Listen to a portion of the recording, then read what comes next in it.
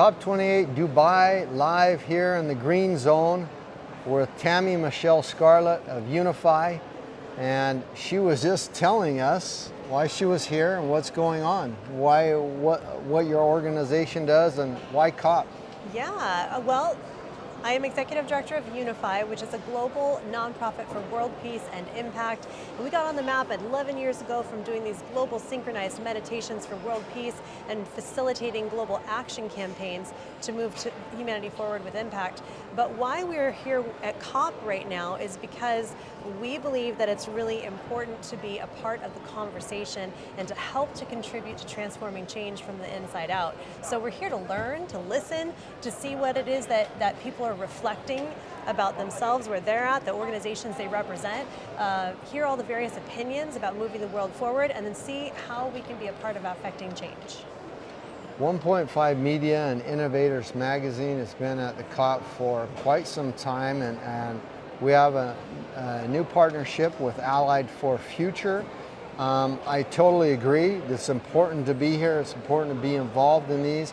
But I kind of have heard and learned about some of the things you've done in the past. I don't know necessarily in the COP setting, but you've brought together lots of people around the world to do certain things. Can you tell us about that? How many people? What exactly do you do? Sure, yeah. Do you do? Yeah. Well, with the global synchronized meditations for world peace, it's really, in the beginning it was just about connecting the dots. On the solstices, for example, we would recognize that there were people gathering at sacred sites, and we ended up doing broadcasts to show that all of this was happening simultaneously around the globe. This was back in 2012. And people knew from watching that they weren't alone, that they're suddenly a part of this global movement. It's something much bigger. And from there, we went on to facilitate other campaigns. We were with Deepak Chopra, breaking the Guinness Book of World Records for the largest global synchronized meditation. And in 2016, we worked alongside with the UN for Peace Day and saw a global reach of 2 billion people that year with participation in Peace Day. It was the largest one that we know of yet. So those are some of the numbers. We have 2.3 million organic followers on Facebook. We have a reach of about 100 million a month, and we're growing at a rate of about 100,000 followers a year in this arena as consciousness and awareness about caring for ourselves, each other, and our planet becomes more prevalent. I'm almost speechless. 2 billion people and all those fabulous numbers. That is not just a number. It's connected to people who are resonating, who are coming together, feeling like they're part of something much bigger for our planet and for health of humanity. So I applaud you for that. I thank you for that. We need more of it, and that's why we're here together speaking now. The kindred spirits have found each other. The big meme or question we're asking at the COPs, because there is a lot of controversy at the COPs. We just, on the way in, we saw the president of the COP driving by in his golf cart.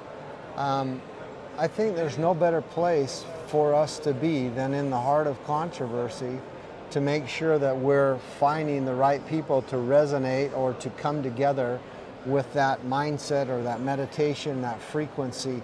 What is your COP half full, the optimistic perspective and your feelings? I love the COP half full. That's a great phrase.